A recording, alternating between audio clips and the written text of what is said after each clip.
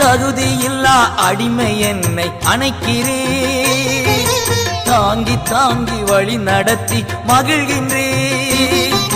தகுதியில்லா அடிமை என்னை அணைக்கிறேன், தாங்கி தாங்கி வழி நடத்தி மகிழ்கின்றேன்.